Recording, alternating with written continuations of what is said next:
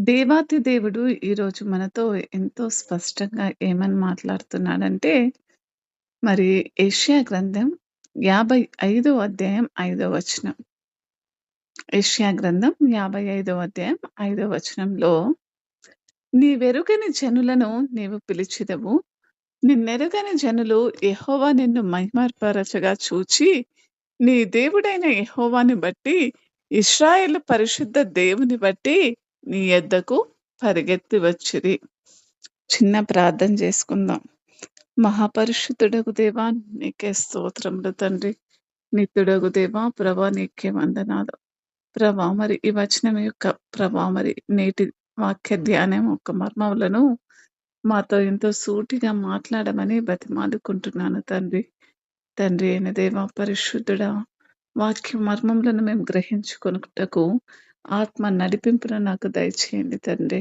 అదే విధంగా వినేవారికి వినగల చెవులను, గల మనస్సును, ఏమాత్రము ఆన్‌లైన్‌లో కూడా ఆటంకములు రాకుండా ప్రభా! మరి ఎవరు కూడా కట్టు కాకుండా తండ్రి సహాయం చేసి ప్రభా! మరి మమ్మల్ని ముందుకు నడిపించమని, బలమైన నీ హస్తము మాకు మెండుగా తోడుగా ఉంచమని బతిమాలుకుంటున్నాం తండ్రి.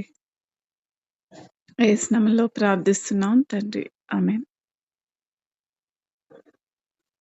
చూడండి, దేవాతి దేవుని యొక్క ఉద్దేశము మరి ఈ వచనం ద్వారా సంపూర్ణమైతుంది. ఏమంటున్నాడంటే, మరి ఎందుకు ప్రభువుని నమ్ముకోవాలి అని అందరికీ ఒక అనుమానం ఉండొచ్చు. అయితే దేవాతి దేవుని యొక్క ఉద్దేశ్యం ఏంటంటే, ఎంత స్పష్టంగా దేవాతి దేవుడు ఈరోజు మనతో మాట్లాడుతున్నాడంటే, మరి మీరు నన్ను నమ్ముకోవాల్సిన అవసరం ఏమిటి అని మనం చూసినట్టయితే, మనం ఎందుకు ఆయనలో కట్టబడాలి అని మనం ధ్యానించినట్టయితే, మరి నీకు తెలియని ఒక దేశాన్ని మరి నువ్వు పిలుచుకుంటావంట. దేశం అంటే మనిషి కావచ్చు, లేకపోతే వ్యక్తులు కావచ్చు, ఒక ప్రదేశమే కావచ్చు. మరి ఎందుకు ఆయన నిన్ను ఎన్నుకున్నాడంటే, రక్షణ యొక్క ఆశీర్వాదాలకు అందరిని కూడా ఇక్కడ ఒక పెళ్లి పత్రిక వంటి ఆహ్వానం అంట ఇది. నూతనంగా వధూవరులు ఎవరైనా వివాహం చేసుకున్నప్పుడు, మరి పెళ్లి పత్రికలు ముద్రించి, మరి వాళ్ళ చుట్టాలకు, సంఘములో ఇంకా అనేకులకు వారికి దగ్గరగా, దూరంగా ఉన్న వారందరికీ కూడా వాళ్ళు మరి ఏం చేస్తూ ఉంటారు, మరి అందిస్తూ ఉంటాడు. మరి రక్షణ అనేది ఆశీర్వాదాలకు అందరూ స్వాగతం. మరియు ఆ ఆశీర్వాదాలకు ఏకైక స్వాగతమే ఇక్కడ దేవుడు మనకు అందిస్తున్నాడు. క్రీస్తులో అందరికీ తగినంత ఉందని, ప్రతి ఒక్కరికి కూడా అది సంపూర్తినిస్తుందని, లోకంతో సంతృప్తి చెందని వారు క్రీస్తు యొక్క అవసరం ఎంతో ఉందని, వారి దాహము కేవలం క్రీస్తులోనే తీర్చబడుతుందని వారు తెలుసుకోవాలని దేవాతి దేవుడు ఎంతో స్పష్టంగా ఈరోజు పిలువస్తున్నాడు మనందరినీ. అయితే ఆయన పిలుస్తున్న మాటలు మనం చూసినట్టయితే, మరి నీవెరుగని జనులు నిన్ను పిలుస్తారు అంటున్నాడు. నిన్నెరుగని జనులు మరి మీరెవరో వారికి తెలీదంట. వారెవరో మీకు తెలీదంట. అలాంటి వారి యొద్దకు మిమ్మల్ని దేవుడు నడిపిస్తాడని మాట ఇస్తున్నాడు. నీవెరుగని జనులను నీవు పిలిచెదవు. నిన్నెనగు నిన్నెరుగని జనులు యెహోవా నిన్ను మహిమపరచగా చూచి, దేవుని యొక్క ఉద్దేశ్యం మానవ జాతి పట్ల ఇక్కడ నెరవేరిందండి. యెహోవా అంటే తండ్రి అయిన దేవుని యొక్క ఉద్దేశము, నిన్ను మహిమపరచగా చూచి, నీ దేవుడైన యెహోవాని బట్టి ఇశ్రాయేలు పరిశుద్ధ దేవుణ్ణి బట్టి నీ యొద్దకు పరిగెత్తి వచ్చెదరు అంటున్నాడు. నీ దేవుడైన యెహోవాని బట్టి, ఇశ్రాయేల పరిశుద్ధ దేవుని బట్టి నీ యొద్దకు పరిగెచ్చెదరు. మరి ఈరోజు జాగ్రత్తగా అనేక సంఘాలలో ఈరోజు ఒక సంఘంలో కూడుకున్న ప్రజలను బట్టి ఒక నాయకుడు అతిశయపడుతున్నాడేమో! అయితే వారిని బట్టి దేవాతి దేవుడు ఏమంటున్నాడంటే, ఈరోజు నీ సముఖంలో ఒక నలుగురో, ఐదుగురో ఈరోజు ఆన్‌లైన్‌లో కూడుకున్న వాళ్ళని బట్టి నేనేమాత్రము కూడా ఎంగ చెందకూడదు. అతిశయపడకూడదు. మరి ఎందుకంటే దేవాతి దేవుడు జరిగించింది ఏదైనా ఉందంటే అది కేవలము ఆయన మహిమ కొరకే. చూచి నీ దేవుడైన యెహోవాని బట్టి ఇశ్రాయేలు పరిశుద్ధ దేవుని బట్టి నీ యొద్దకు పరిగెత్తుకు వచ్చెదరు. దేవుడు నిన్ను మహిమపరుస్తున్నాడు. దేవుడు నిన్ను ఘనపరుస్తున్నాడు.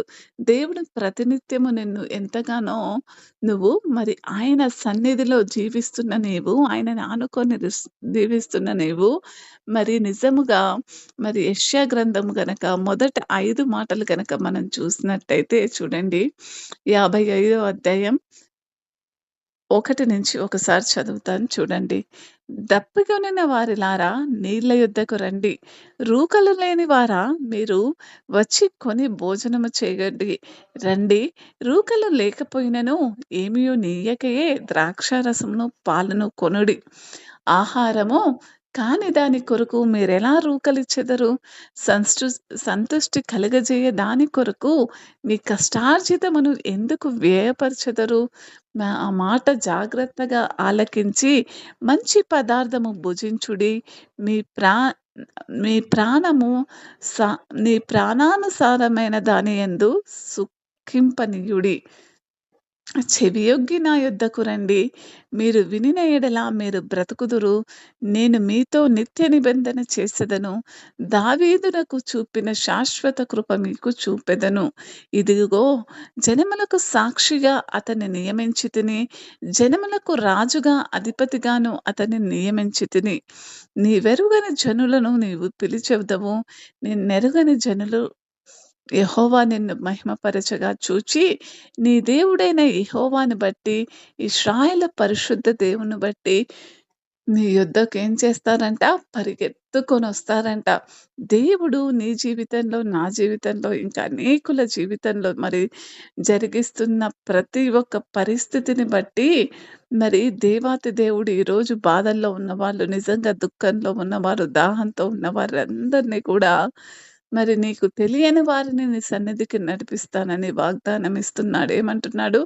నిన్నెనకని వాళ్ళు నిన్ను చూసి మహిమపరిచేటట్టుగా ఆయన నిన్ను నిలబెడతానని నిన్నెంతగానో మరి చాలా ఖండితంగా చెప్తున్నాడు. నీవెరుగని జనులు నిన్నెరగని వారికి సన్నిధికి నేను నిన్ను తీసుకువెళ్తాను. వారి దగ్గరికే నేను నిన్ను నడిపించడానికి నేనేమాత్రము వెనకాడట్లేదు. ఖచ్చితంగా వారి దగ్గరికి నేను నిన్ను నడిపిస్తాను అని మాట్లాడుతూ, ఇది మనం చూసినట్టయితే ఇశ్రాయేలు ప్రజల యొక్క అవిధేయత కారణంగా వాళ్ళందరూ కూడా దేవుని యొక్క సన్నిధి నుంచి బహిష్కరించబడతారు. వారు విరిగి నా లేకపోతే మరియు చెల్లాచెదురుగా ఉన్న ప్రజలు తరచుగా మరి నిజంగా మరి లోకానికి బానిసలైపోతున్న పరిస్థితిలో దేవుడు అబ్రహాముతో చేసిన నిబంధనకు కూడా మరి వారు జ్ఞాపకం చేస్తూ దేవాతి దేవుడు ఇక్కడ ఇశ్రాయేలు ప్రజల పట్ల మరి ఆయన యొక్క తీర్పును ప్రకటిస్తున్నాడు. ఏమంటున్నాడంటే, మరి మీకు తెలియని దేశాల్లో మీ సన్నిధికొస్తాయి. మిమ్మల్ని తెలియని వారు మీ దగ్గరకొస్తాడని, మిమ్మల్ని తెలియని వారే మరి అబ్రహాము జీవితంలో చూసినట్టయితే అదే జరిగింది కదండీ! దేవుడు ఆదికాండంలో 12వ అధ్యాయం 2, 3 వచనాలు మనం చూసినప్పుడు దేవుడు అబ్రహాముకు ఒక వాగ్దానం ఇస్తాడు. భూమి మీదున్న సమస్త జనములు నీ ద్వారా ఆశీర్వదించబడును అంటాడు. అదే విధంగా ఆ దినములలో అన్ని భాషలు మాట్లాడేవారి నుండియు, జనములలో నుండియు 10 మంది ఒక యూదుని వస్త్రపు అంచున పట్టుకొని, దేవుడు మీతో ఉన్నాడని మేము విన్నాము గనక, మేము మీతో కూడా వెళతాము అని చెప్పెదరు. ఎవరంటున్నాడు? జెకర్యా గ్రంథం 8వ అధ్యాయం 23వ వచనం గనక మనం చూసినట్టయితే అక్కడుంటున్న ప్రజలందరూ అంటారు. ఏమంటారంటే యూదులు, నిజంగానే దేవుడు నీతో ఉన్నాడని మేము నమ్ముతున్నాం కాబట్టి మీతో వస్తామని అక్కడ మాట్లాడుతున్న సందర్భంలో మరి దేవాతి దేవుడు నేటి క్రైస్తవులకు విశ్వాసులు దేవుని మహిమను ప్రతిబింబించే విధంగా జీవించాలని నిజంగా చూడండి ఒకళ్ళు ఈ లోకము ఒకళ్ళని మహిమపరుస్తుందంటే, అంటే పొగుడుతుందంటే, లేకపోతే గొప్పవారంటుందంటే, వాళ్ళని మెచ్చుకుంటుందంటే, వాళ్ళు చేసిన పనిని బట్టి మెచ్చుకుంటదా? ఇంకా దేనిని బట్టైనా మెచ్చుకుంటదా అండి? ఖచ్చితంగా ఆ వ్యక్తి యొక్క వ్యక్తిత్వాన్ని బట్టి మరి తన చుట్టూ ఉన్నవారు అది అనుకూలంగా ఉన్నప్పుడు మరి దేశం ఏం చేస్తుందండి? మన చుట్టూ ఉన్న జనం ఏం చేస్తూ ఉంటారు? మనల్ని పొగుడుతూ ఉంటారు. విశ్వాసులు దేవుని మహిమను ప్రతిబింబించే విధంగా జీవించాలని, ఇతరులను ఆయన వైపు ఆకర్షించాలని పిలుపునిచ్చారు దేవుడు వారికి.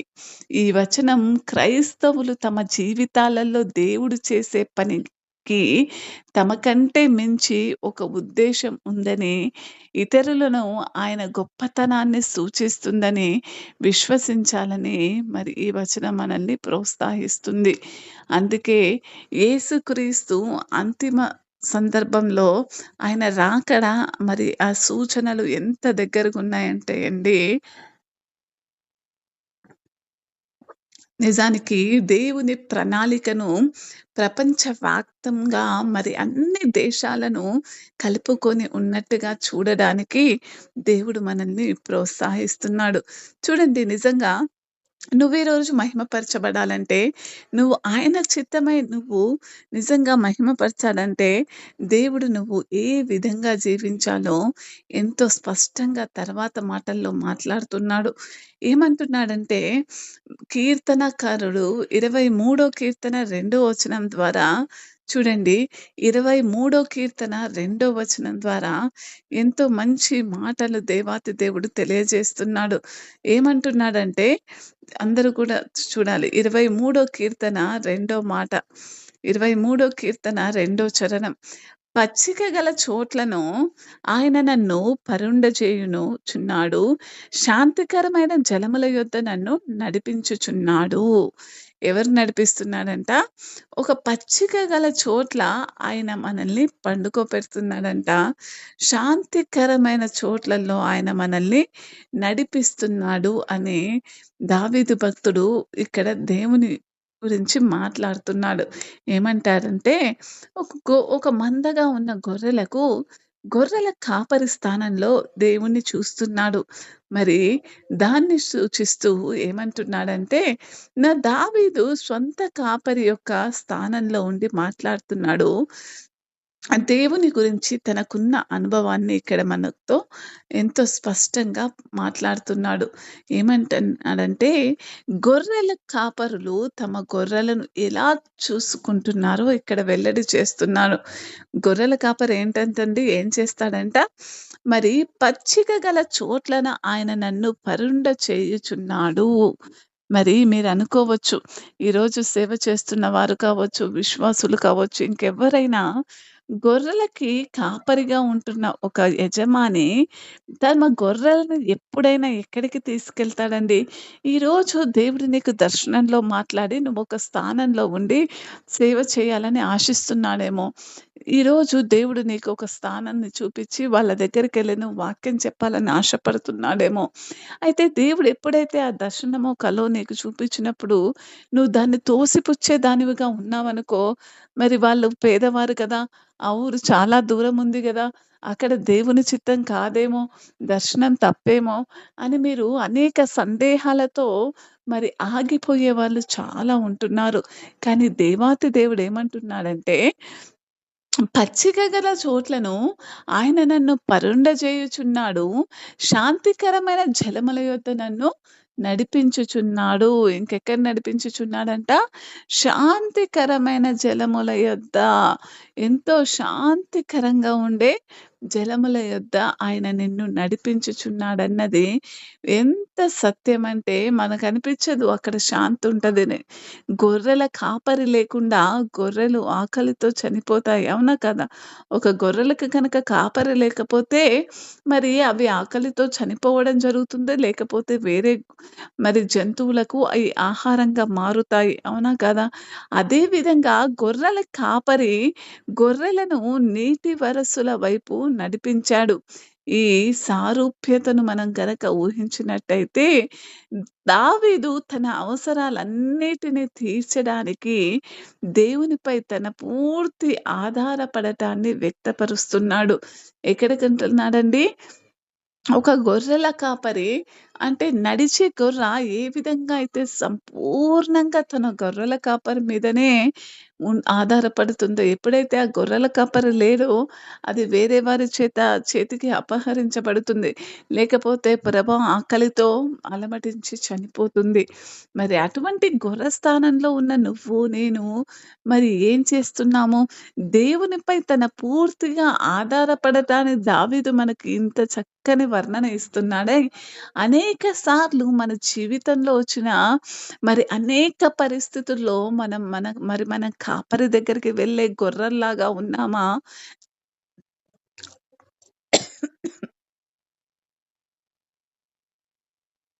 కాపరి దగ్గరికి వెళ్ళే గొర్రెల్లాగా ఉన్నామా?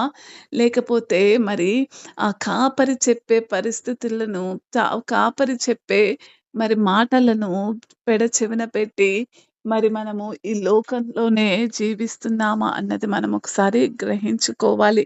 నిస్సందేహంగా ఆయన ఏమని బోధిస్తున్నాడంటే, మరి మనం నమ్మకంగా అనుసరించే మంచి కాపరి ఆయనను సూచిస్తుంది గాబట్టి, మరి ఆధ్యాత్మికంగా గొర్రెల కోసం తన ప్రాణ త్యాగాన్ని చేయడం ద్వారా, మన ఆధ్యాత్మికంగా ఉన్న మన ప్రతి అవసరతలను తీర్చి, మరి దేవుడు మనమందరం కూడా గొర్రెల వలె తప్పిపోయామని, మనలో ప్రతి ఒక్కరు తన సొంత మార్గంలోనికి తిరిగి రావాలని, అది కేవలము గొర్రెల కాపరి మీద సంపూర్ణంగా ఒక గొర్రె ఆనుకున్నప్పుడే అది మరి నెరవేరుతనిందని ఎంతో స్పష్టంగా తెలియజేస్తున్నాడు. మరి కొంతమంది క్రైస్తవులు ఇప్పటికీ ఎందుకు మరి ఇటువంటి మరి లోపించిన భక్తి కలిగి ఉంటున్నాడు అంటే, దేవుని ఏర్పాటుపై దావీదు చూపిస్తున్న విశ్వాసము, దేవుడు తన సృష్టిని పునరుద్ధరించే వరకు మరి దావీదు చూపిన విశ్వాసము వారు దేవుని పైన అనేక మార్లు ఏం చేయలేకపోతున్నారు? చూపించలేకపోతున్నాడు. ఏం చేయలేకపోతున్నారండి? చూపించలేకపోతున్నారనమాట ప్రజలు. మరి గొర్రెల కాపరి ఒక కాపరి ఏ విధంగా మరి గొర్రెలను చూసుకుంటారో మనందరికీ కూడా తెలుసు. ఎంతో చక్కగా పచ్చిక గల బయళ్ళకే వాళ్ళని నడిపించి, శత్రువు బారిన, అడవి పులి బారిన పడకుండా, లేకపోతే ఇంక దేని కాపరి ఇంక ఏ అడవి మృగం చేతుల్లో పడిపోకుండా, మరి ఎంతో చక్కగా దాని ఎడల ఒక చక్కటి ప్రణాళిక మరి అందుకే ఉంటుంది ఒక కాపరికి. తన గొర్రెల పట్ల అందుకే ఏంటి ఇంగ్లీష్‌లో అయితే the lord is my shepherd and my host అని సెలవిస్తుంది. ఇంగ్లీష్‌లో అయితే the lord is my shepherd అంటుంది. మరి దేవుడు ఎక్కడికో మరి నిజంగా దైవ దర్శనం ప్రకారమే నువ్వు వెళ్తున్నట్టయితే దేవుడు నిన్ను నడిపించే ప్రతి ఒక్క బాట కూడా మరి ఎంతో స్వచ్ఛమైందని ఇక్కడ కీర్తనకారుడు తెలుపుతున్నాడు. ఎందుకంటే ఆయన ఎంతో ఖండితంగా ఏమంటున్నాడు? ప్రభువే నా గొర్రెల కాపరి అంటున్నాడు. నేనే ఆయన చేతిలో గొర్రెనని సెలవిస్తున్నాడు. గొర్రెల కాపరికి అతని గొర్రెల మధ్య ఉన్న సంబంధం అన్నిటికంటే ముఖ్యమని మరి యజమాన్య హక్కు అని చి మనం అర్థం చేసుకోవాలి.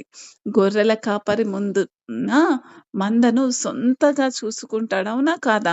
మరి ఒక గొర్రెల కాపరి తన గొర్రెలను కొన్నప్పుడు లేకపోతే 2 రకాలుగా ఒక గొర్రెల కాపరికి గొర్రెలు దొరకొచ్చండి. ఏంటి? అవి వేరే వాళ్ళ దగ్గర నుంచి కొనుక్కున్నప్పుడు, లేకపోతే తన మంద అభివృద్ధి చెంది పుట్టుతున్నప్పుడు 2 రకాలుగా గొర్రెల సమూహం అనేది తయారైతుంది. అవునా? కాదా? అయితే క్రైస్తవుడిగా మీకు 2 కూడా నిజమే. మనం అన్యులుగా ఉన్నప్పుడు రక్తమిచ్చిన తండ్రిని మనం అన్యులుగా ఉన్నాం. అంటే ఆయన వెల ఇచ్చి మనము ఏం చేయబడ్డాము? కొనబడ్డాము. మనమందరం కూడా రక్షణ సులువు, రక్షణ తేలిక, మరి తేలికగా వచ్చింది రక్షణ. మీరేమి వ్యయం చెల్లించక్కర్లేదు అనుకుంటున్నారేమో కానీ, మనము చెల్లించక్కర్లేదు అంటే, మనకు ముందుగా తండ్రి తన కుమారుని యొక్క రక్తాన్నక్కడ చిందించాడండి. మరి మానవులు ఏ మానవుడు కూడా డబ్బైతే ఎంతైనా ఇస్తారేమో, కానీ ప్రాణమును నీకోసం, నువ్వెవరో తెలియని నీకోసం, నిన్నెరుగని నీ ప్రజల కోసం ఎవరు ప్రాణం పెట్టడానికి సమ్మతిస్తారండి? ప్రభువైన యేసుక్రీస్తు తన ప్రాణాన్ని అర్పించి మనల్ని కొన్నాడన్నది, మిమ్మల్ని కొన్నాడన్నది ముఖ్యంగా గుర్తుంచుకోవాలి. మీరు కొనబడ్డారు. మరియు మీరు దేవుని మందలో జన్మించారు. మరి కొనబడ్డ తర్వాత మరి దేవుని రక్షణలో కొనసాగుతున్నప్పుడేంటంటే, మీరందులో జన్మించిన వారిగా ఉంటున్నాడు. దేవుని సజీవమైన మరియు శాశ్వతమైన వాక్యం ద్వారా మళ్ళీ, మళ్ళీ వాక్యాన్ని ప్రతిరోజు ధ్యానిస్తుండగా, వాక్యాన్ని ప్రతిరోజు మరి తింటూ ఉండగా, మరి ఎందుకంటే ఆయన మిమ్మల్ని పచ్చిక గల మరి చోట్లకు నడిపించాడు. మీ చేతిలో జీవ గ్రంథాన్ని పెట్టాడు. మనం దేవుని మందలో ఉన్నప్పుడు కాపరి మనల్ని స్వంతంగా చూసుకుంటున్నట్టు, కాపరి తన స్వంతమైన మంద కోసం ఏం చేస్తున్నాడు అని ఒక ప్రశ్న ఎదురైనప్పుడు, మరి ఆయన నడిపిస్తున్నాడని మనం సెలయొచ్చు. ఏం చేస్తాడండి? ఒక గొర్రెల కాపరి గొర్రెలను నడిపిస్తున్నట్టుగా మన పరలోకపు తండ్రి నిత్యము కూడా మనల్ని నడిపించేవాడిగా ఉంటున్నాడు. నీకు ఆకలైతుందా? నిద్రొస్తుందా? కుటుంబంలో లేముందా? సమస్తం సమృద్ధిగా ఉన్నావా? ఏ పరిస్థితిలో అయినా ఆయన నిన్ను నడిపిస్తున్నాడు. మనల్ని, మనల్ని పునరుద్ధరించును. ఆయన మనల్ని రక్షిస్తాడు. ఆయన మనకు సమకూర్చును. ఆయన మనల్ని ప్రేమిస్తాడు అన్నది ప్రభు విషయంలో ఎంతో సత్యమండి. ఈరోజు మనం వీటిలో మొదటని చూద్దాం. ఏంటంటే గొర్రెల కాపరి మంచిగా గొర్రెలను ఏం చేస్తాడంట? నడిపిస్తాడంట. ఆయన నన్ను పచ్చిక బయళ్ళలో ఎక్కడకు నడిపిస్తాడండి? ఇక్కడికి ఎండిపోయిన స్థలాలకు దేవుడెప్పుడూ కూడా నడిపించడండి. ఖచ్చితంగా పచ్చిక బయళ్ళలోకి నడిపిస్తాడు. నన్ను మరి అయ్యగారి ద్వారా వరంగల్ సంఘంలో వాక్యం చెప్పమని అయ్యగారి నోటి ద్వారా పలికించాడు. మిమ్మల్ని ఇంకెవరికో సువార్త చెప్పాలి మిమ్మల్ని ఇంకెక్కడికో పంపిస్తాడు. నేననుకున్నాను మొదట నాన్న నాకు చెప్పినప్పుడు, అయ్యో! వాళ్ళెక్కడో ఉంటారు. నేనెక్కడో ఉంటాను. నేను ప్రతి వారం ఎళ్ళలేను. మరి నాన్న మరి వాళ్ళకి నేను నా వాక్యాన్ని అందించగలనని మొదట్లో భయపడ్డాను. కానీ దేవుని సమృద్ధి ఏ విధంగా ఉంటదంటే, మీ హృదయములన్నీ సంతృప్తి చెందేలాగా ఆయన మనల్ని నడిపిస్తాడనమాట. మంచి కాపరిగా తన ఆధీనంలో ఉండటం వల్ల కలిగే మొదటి ఆశీర్వాదం ఏమిటంటే, ఆయన మనల్ని నడిపిస్తాడండి. ఈరోజు లోకంలో జీవిస్తున్న అనేకులకు నడి నడవడం తెలియకనే వాళ్ళు పడిపోతూ ఉంటున్నాడు. మంచి మార్గంలో నడవడం తెలియక త్రోవ తప్పిపోయిన గొర్రెల వలె మరి అనేకమైన నా క్రూర మృగాలకు వాళ్ళ జీవితాలను నడిపించే వారిగా ఉంటున్నాడు. చూడండి, నిజంగా ఆలోచనకర్తగా ఉన్న దేవుణ్ణి దావీదు ఏ విధంగా అయితే ప్రతి నిత్యము మరి నడిపించమని కోరుకున్నాడో, మన జీవితాలలో వచ్చే అనేక పరిస్థితుల్లో కూడా ఆయన మనకు ఆలోచనకర్తగా ఉండి ప్రతి నిత్యము మనల్ని నడిపించే మంచి కాపరిగా ఆయన ఉంటున్నాడండి. దావీదు దీనిని వాస్తవంగా చెప్పాడు. అది కేవలం తన అనుభవం ద్వారా దేవుని ఆత్మ చేత ఎందరైతే నడిపింపబడుతున్నారో వారందరూ కూడా దేవుని కుమారులని ఇర్మియాలకు రోమీలకు రాసిన పత్రిక 8వ అధ్యాయం 14వ వచనం తెలిపినట్టుగా ఆయన మనల్ని ఎక్కడికి నడిపిస్తాడు అన్నది మీరు ఆలోచించాలండి. దావీదు ఆయన నన్ను విశ్రాంతిలోకి నడిపిస్తాడని చెప్తున్నాడు. ఎక్కడికి నడిపిస్తాడంట? గొర్రెల కాపరి పచ్చిక గల బయళ్ళలోకి నడిపిస్తూ విశ్రాంతి కలగజేస్తాడంట. నిజానికి దేవుడు మార్గంలో గనక ఒక మంచి కాపరి మనల్ని నడిపించినట్టయితే మరి విశ్రాంతి తీసుకోవడం మనకు మనం ఈ జీవిత పయనంలో మనము మన ఆలోచన ప్రకారము నడుస్తూ ప్రయాసంతో మనం జీవితము గడపాలని ముందుకు వెళ్తూ ఉంటున్నామేమో, కానీ ఆయన నన్ను పచ్చిక బయలలో పడుకోబెడతాడని మనం నమ్మినప్పుడు మరి ఇది కూడా ఇక్కడ మన జీవితాలలో ఖచ్చితంగా సత్యమవుతుందండి. తరువాత దావీదిలా అంటున్నాడు.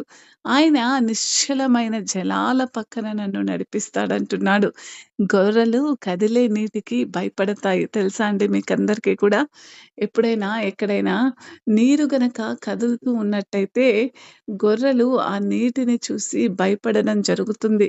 మరి కదిలే నీటికి అవి ఏ మాత్రము కూడా వెంటనే వెళ్లి తాగవు. ఎందుకంటే శాంతికరమైన జలముల యొద్ద నడిపించుచున్నాడు అనంటే, మరి మనల్ని కూడా దేవుడు అదే చేస్తాడంటే, గొర్రెలకు కదిలే నీటికి భయపడతాయని ఎరిగిన దేవుడు, ప్రశాంతంగా ఉన్న నీటి దగ్గరికి వాడిని తీసుకెళ్తాడు. ఒక గొర్రె నీటిలో పడితే దాన్ని ఉన్ని మరి నిజంగా ఉ ఏమైతుందండి? దాని ఉన్ని స్పాంజిలా నీటిని పీల్చుకుంటుంది. మరియు బరువు అది మునిగిపోయేలా చేస్తుంది. కాబట్టి మంచి గొర్రెల కాపరి నదిని ఆనకట్ట వేసి, మరి గొర్రెలు త్రాగగలిగేలాగా నీరు నిలకడగా ఉండే స్థలాలలోనే చేరుస్తాడన్నది మీరు గమనించాలి. మన దేవుడు కూడా మరి నిజముగా మరి ఎంతో చక్కని ఇక్కడ 2 వర్ణనాలను మనం చూస్తున్నాము. పచ్చని గడ్డితో కూడిన గడ్డి మైదానంలో, అదే విధంగా దాని పక్కనే నిశ్చలమైన ఒక నీటి వంటి కొలనులో ఆయన మనల్ని నడిపిస్తున్నాడు. ఈ 2 కూడా దేవాతి దేవుడు ఎందుకు చేస్తున్నాడంటే, మరి గొర్రెలకు విశ్రాంతి తీసుకోవడం ఎందుకు కష్టమని మనం చూసినప్పుడు, గొర్రెలు పిరికి జీవులు. సాధారణంగా మేకల కంటే గొర్రెలనేమంటామంటే పిరికి వారిగా ఉంటున్నాయి జీవులు. మరియు అవి తమను తాము రక్షించుకోవడానికి మరి ఒకటే మార్గం ఏంటంటే అవి ఫైట్ చేయలేవు. కేవలం పరిగెత్తడమే. కాబట్టి అవి నిలబడే ఉంటాయి ఎప్పుడు కూడా మీరు చూసినప్పుడు. అది కుక్క మొరగడం వల్ల మాత్రమే ఒక కుక్క గట్టిగా మొరిగితే చాలండి. అక్కడ గొర్రెలుంటే అవి పరిగెత్తి పారిపోతాయి. గొర్రెలు అంత దుర్బలమైన మరి భయము కలిగి ఉంటాయన్నమాట. బహుశా మరి భయస్థులైన వ్యక్తి మరి అంత భయపడేది ఎప్పుడు కూడా ప్రశాంతంగా విశ్రాంతి తీసుకోలేదండి. చూడండి మన ఊర్లోకి దొంగలొచ్చారని ఈ మధ్య మనము చెడ్డీ గ్యాంగ్ అని విన్నాం. అవునా కాదా? వాళ్ళు అన్ని ప్రదేశాలలో కూడా తిరుగుతూ దొంగతనాలు చేస్తున్నారని. వాళ్ళే మన ఊర్లో, మన వీధిలో, మన లైన్‌లో దొంగతనాలు చేయడం మొదలుపెట్టారని విన్నప్పుడు, ప్రతిరోజు, ప్రతి రాత్రి కూడా ఒక ఇంట్లోని కొల్లగొడుతున్నారని విన్నప్పుడు, ఆ రాత్రి మీకు నిద్ర పడతదా అండి? అసలు నిద్ర పట్టరు. ఎందుకు అంటే మనలో ఉన్న భయము విశ్రాంతికి దూరం చేస్తుంది. గొర్రెల మనస్సు కూడా అదే విధంగా ఉంటుందండి. మరి వారికి అవి కలిగి ఉన్న భయాన్ని బట్టి అవి విశ్రాంతి తీసుకోలేవు. అయినప్పటికీ దేవుడేమంటున్నాడంటే, మరి విశ్రాంతి తీసుకునేలాగా మరి మీ మనస్సు విశ్రాంతి తీసుకోదు కాబట్టి, మీకు విశ్రాంతి అవసరం కాబట్టి, నీ కాపరికి అది తెలుసు కాబట్టి, విశ్రాంతి తీసుకునేలాగా నిన్ను నడిపిస్తానని దేవాతి దేవుడు మరి మరి ఇక్కడ వాగ్దానము చేస్తున్నాడు. గొర్రెలు తమ గొర్రెల కాపరిని చూడగలిగినప్పుడు విశ్రాంతి తీసుకుంటాయి. చూడండి ఎప్పుడు మరి నిజంగా గొర్రెలు మరి చూసుకుంటూ ఉంటాయి. అక్కడ ఒక మనిషుండి వాళ్ళని నడిపించే మనిషుంటే ఉన్నట్టయితే హమ్మయ్య! హాయిగా రిలాక్స్ అయిపోతాయి. చూడండి అవునా కాదా? మన మనం ఒక టూర్‌కెళ్ళామండి. టూర్‌కెళ్ళినప్పుడు మన కుటుంబ పెద్ద మనతో ఉంటే మనకెంత ధైర్యంగా ఉంటది. ఉంటుందా? ఉండదా? అదే విధంగా గొర్రెలు వాళ్ళని వాళ్ళ యొక్క యజమానిని చూసి విశ్రాంతి తీసుకుంటాయంట. గొర్రెలు సురక్షితంగా ఉన్నామని భావించినప్పుడే అవి పడుకుంటాయంట. వాటి స్వభావం. గొర్రెల కాపరిని చూసినప్పుడే అవి వారిలో అటువంటి భావన వస్తుందంట. అయితే మిమ్మల్ని మీరు నేనంటున్నాను ఒకసారి గొర్రె యొక్క స్థానంలో ఉంచుకోండి. మీరు దుర్బలంగా ఉన్నారని మీలో కొన్ని భయాలు మిమ్మల్ని వెనుకలాగుతున్నాయని, మీ కాళ్ళ మీద నిలబడడానికి మరి నిజంగా ఈ లోకం నుంచి ప పరిగెత్తుకొని వెళ్ళడానికే మీరు దూరంగా పారిపోవాలనిపిస్తుందంట మీకు కొన్నిసార్లు. కానీ మీరు మీ గొర్రెల కాపరిని చూడగలిగినప్పుడు మీరు పడుకొని విశ్రాంతి తీసుకుంటారు అంటున్నాడు. అంటే ప్రతి దినము కూడా నువ్వు, నేను మన గొర్రెల కాపరిని చూస్తున్నామా లేదా? లోకరీత్యమైన గొర్రెలైతే అవి కలిగి ఉన్న కాపరిని చూడగలిగి మరి పచ్చిక గల బయళ్ళలో వాళ్ళని నడిపిస్తున్నప్పుడు మరి విశ్రాంతి గల, శాంతి గల నీరును దానికి త్రాగజింపిస్తున్నప్పుడు, అవి వాటి కాపరిని కనుగొన్నప్పుడు అవి విశ్రాంతి తీసుకుంటున్నాయి. మరి గొర్రెల కాపరి పొలం వదిలి వెళితే మీరు ప్రమాదం కోసం చూస్తూ పరిగెత్తడానికి సిద్ధంగా ఉంటారు. అవునా కాదా? మరి మన జీవితాలను దేవుడికి ఇస్తున్నాము అనంటే, మనము అనుదినము కూడా ఆ కాపరిని చూస్తూ ఉండాలి. ఏముండాలి? దావీదు ఇలా అంటున్నాడు. నా కాపరి నన్ను పడుకోబెడతాడు. మరియు ఇదిగో ఇలా ఉంది. నేను మరణ ఛాయ లోయలో నడిచినా నేను ఏ అపాయమునకి భయపడను. ఎందుకంటే నీవు నాతో ఉన్నావు. ఏది జరిగినా అంటే నేను మరణ ఛాయల గుండా వెళితే నేను భయపడాల్సిన అవసరం లేదు. ఈరోజు మీరు ఊరికెళ్తున్నారా? అనేకమైన పరిస్థితుల్లో కరోనా సందర్భంలో కూడా మనం జీవించిన అనుభవం మనకుంది. మరి గొర్రెల కాపరిని చూస్తున్న ప్రతి ఒక్కరు కూడా మరి విశ్రాంతి పొందే మార్గంలో కాపరిని మరి దృష్టిలో ఉంచుకోవడమే. గొర్రెల కాపరి ప్రపంచాన్ని ప్రమాదం నుండి కాపాడడం ద్వారా గొర్రెలకు మరి విశ్రాంతి ఇవ్వగలడు. మరి తోడేళ్ళు లేకపోతే ఇంకా అడవి మృగాలు ఇటువంటి ఎప్పుడైతే గొర్రెల కాపడి ఉందో ఒక గొర్రెకి అది ప్రశాంతంగా నిద్రపోతుంది. అది ప్రశాంతంగా పచ్చిక బయళ్ళలో నడుస్తుంది. అది ప్రశాంతంగా ముందుకు వెళ్ళడానికి అవకాశం ఉంటుంది. మరి పడుకోవడానికి అన్ని సమయాలు ఉన్నాయి. మరియు ముందుకు సాగడానికి కొన్ని సమయాలు ఉన్నాయి.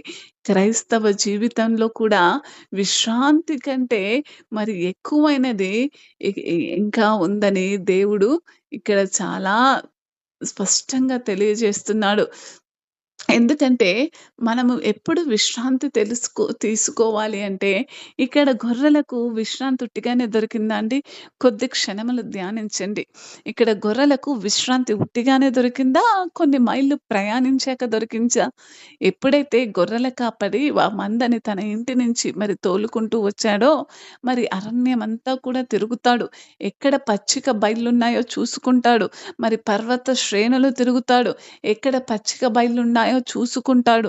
అవన్నీ కూడా చూసుకున్నాకే మరి ఎప్పుడైతే ఆ స్థానానికి వెళ్ళి అయి మంచిగా మేసి తర్వాత నీళ్ళని తాగిన తర్వాత అవి విశ్రాంతి తీసుకుంటాయి.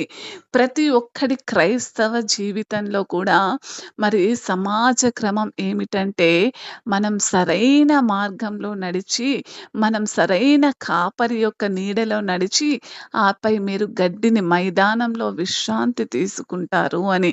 అంటే మీరు నడవందే, మీరు క్రీస్తు యొక్క నీతిలో మరి నడవందే మరి మనకు ఏమాత్రము నడవాలి. మరి ఎటువంటి విధంగా నడవాలి?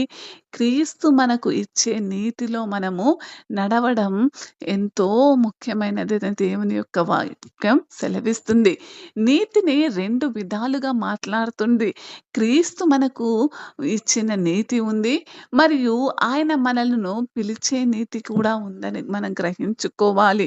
పౌలు తాను క్రీస్తులో అగుపడాలని కోరుకుంటున్నానని చెబుతూ, ధర్మశాస్త్రం వలన కలుగున స్వంత నీతి కలిగి ఉండగా, క్రీస్తు నందలి విశ్వాసము వలన కలుగు నీతిని అనగా విశ్వాసము వల్ల కలుగు దేవుని నీతిని కలిగి ఉన్నాను అంటున్నాడు. క్రీస్తు మనకిచ్చే నీతి ద్వారా మనం దేవునితో నీతిమంతులమవుతాము అన్నది ఎంతో సత్యం. ఆయన మన కోసం పరిపూర్ణమైన నీతిమంతమైన జీవితం అన్ని గడిపాడు. అటువంటి ఆయన సిలువపై మరణించినప్పుడు ఆ జీతం మన కోసం అర్పించబడింది ఆయన జీవితం.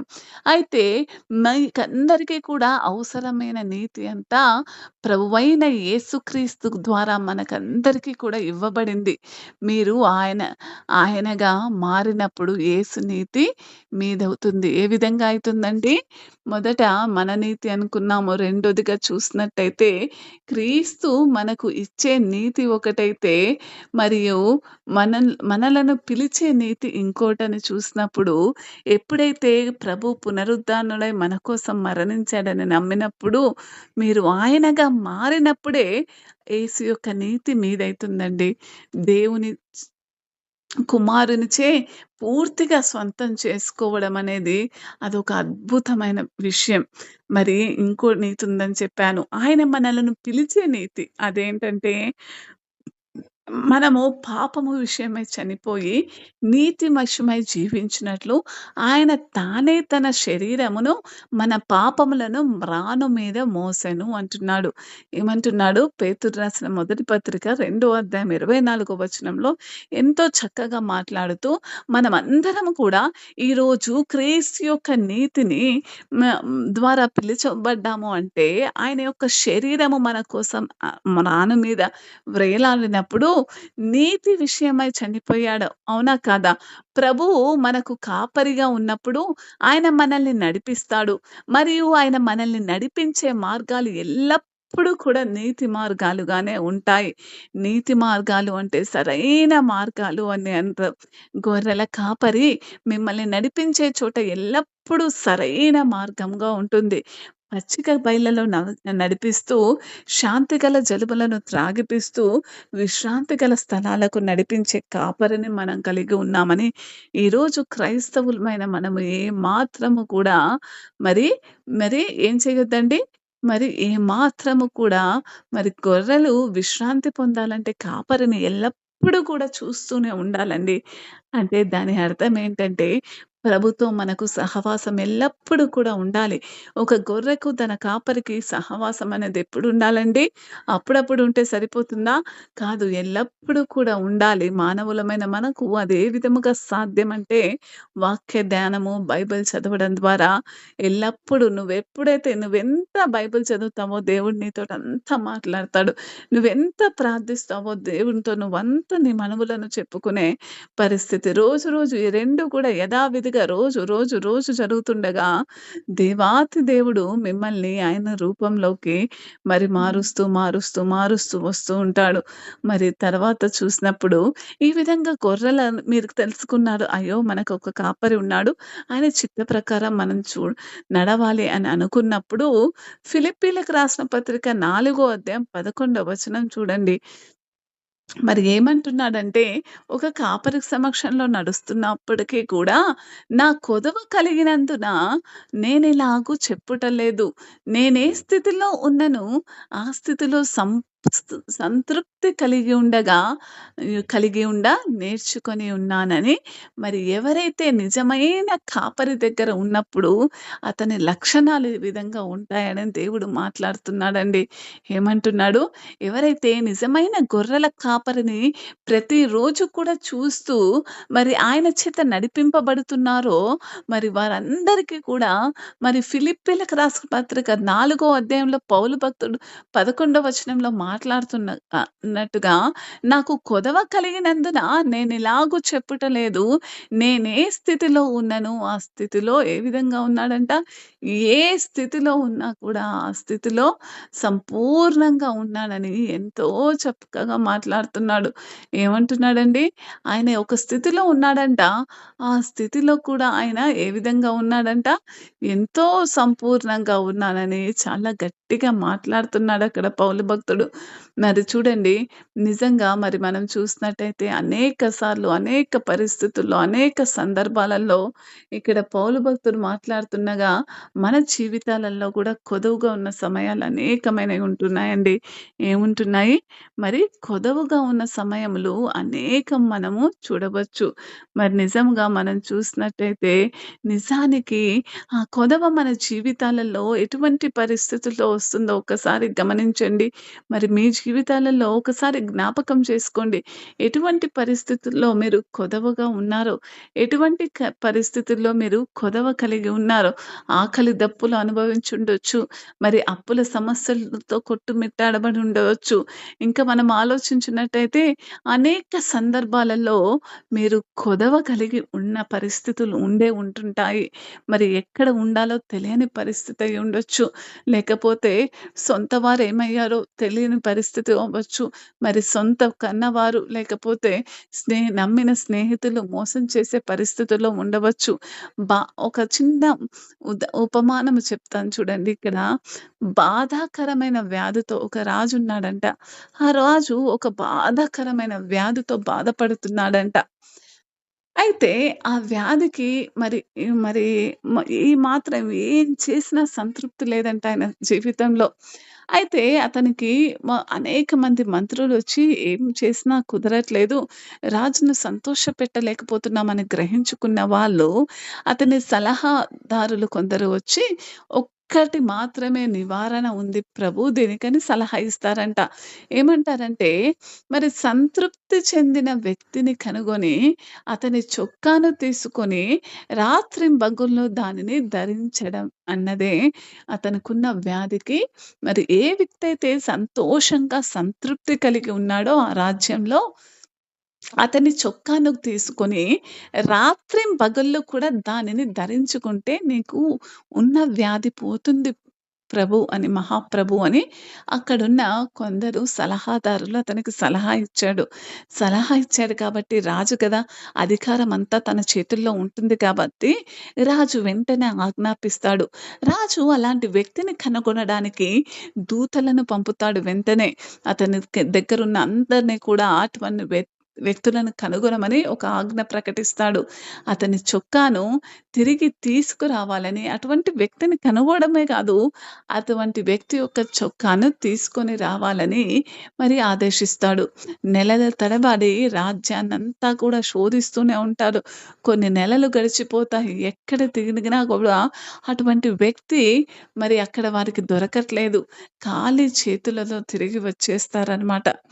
నా రాజ్యమంతటా కూడా మీరు సంతృప్తి చెందిన ఒక్క వ్యక్తిని కనుగొన్నారా? అని రాజు మరి పంపిన వారినందరినీ ఒక సముఖంలో సమకూర్చి మరి అడుగుతున్న ప్రశ్న. అప్పుడంటాడు, "అవును ఓ రాజా! మీ రాజ్యమంతటా మేము ఒక్కరిని మాత్రమే కనుగొన్నాము. ఎవరిని కనుగొన్నాము? ఒక వ్యక్తి మాత్రమే అటువంటి సంతృప్తి కలిగిన జీవితాన్ని జీవిస్తూ ఉన్నాడు. కానీ అప్పుడు మీరు అతని చొక్కా ఎందుకు తిరిగి తీసుకురాలేదు?" అని రాజు అడిగాడు. అప్పుడు వారు చెప్పిన సమాధానం ఏంటంటే, "రాజా ఆ వ్యక్తికి చొక్కా లేదు" అని చెప్పాడు. ఏమంటున్నాడు? "రాజా ఆ వ్యక్తికి చొక్కా లేదు" అని చెప్తున్నాడు. మరి దీన్ని చెప్పడంలో నా ఉద్దేశ్యం ఏంటంటే, మరి ఈ లోకంలో జీవిస్తున్న అనేక మంది కూడా ఇటువంటి జీవితాన్నే జీవిస్తున్నాడు. మనముకు సంతృప్తి ఉండదండి. మానవునికి ఏముండదు? ఆదాము, అవ్వను సృష్టించిన మొదటి రోజుల్లో వాళ్ళకి సమస్తము ఉంది. ఎంతో సంతృప్తిగా జీవిస్తున్నాడు. మరి కష్టపడకుండానే తింటున్నాడు. ఆహ్లాదకరమైన వాతావరణం. ఏదెను తోటంటే ఎంతో అందమైన సృష్టి. మరి లేని పూలు లేవు, లేని చెట్లు లేవు. మరి అక్కడ మరి సృష్టి ధర్మం అంతా కూడా ప్రతి దానికి కూడా సమాధానాన్ని చూడగలం మనం. ముంగిస, పాము, గొర్రెలు మరి పాము, ఒక మనిషి, అడవి పులి ఒకే దగ్గరున్న సమాధానం చూడగలిగిన చోట మాత్రమే ఏదెను వనం. అవునా కాదా? మరి చూడండి అంత సంతృప్తిగా మరి జీవితం ఉన్నా ఏదో కొదవైందని సాతాను మాట విని ఈనాడు మనల్ని పరిస్థితికి తీసుకొచ్చింది. చూడండి అయితే సంతృప్తి చెందడం అంటే ఏంటంటే అపోస్తుడైన పౌలుకు అంతర్గతంగా ఉన్న అభిప్రాయంతో మాట్లాడుతున్నాడండి. ఏ పరిస్థితిలోనైనా నేను సంతృప్తి చెందడం నేర్చుకున్నాను అంటున్నాడు. ఏంటంట? అసలు ఏ పరిస్థితిలోనైనా మరి ప్రతిరోజు కూడా తన జీవితము అపోస్తులుగా, ఒక హింసకుడిగా, దూషకుడుగా తన జీవితాన్ని ప్రారంభించిన పౌలు మరి ఎప్పుడైతే మరి అవసరంలో ప్రభు యొక్క మరి ఉద్దేశం తన జీవితం పట్ల తెలుసుకున్నాడో, అపోస్తుడైన పౌలుకు మరి ఉన్న అభిప్రాయాన్ని ఇక్కడ చెప్తున్నాడు. ఏ పరిస్థితిలోనైనా నేను తృప్తి చెందడం నేర్చుకున్నాను. అవసరంలో ఉండటము ఏంటి, ఏమిటో నాకు తెలుసు. ఒకటి కావాలనుకోవడం అంటే ఏంటో నాకు తెలుసు. సమృద్ధిగా ఉండడం ఏమిటో నాకు తెలుసు. ఏ పరిస్థితిలోనైనా సంతృష్టి చెందడం ఒక రహస్యాన్ని నేను నేర్చుకున్నాను.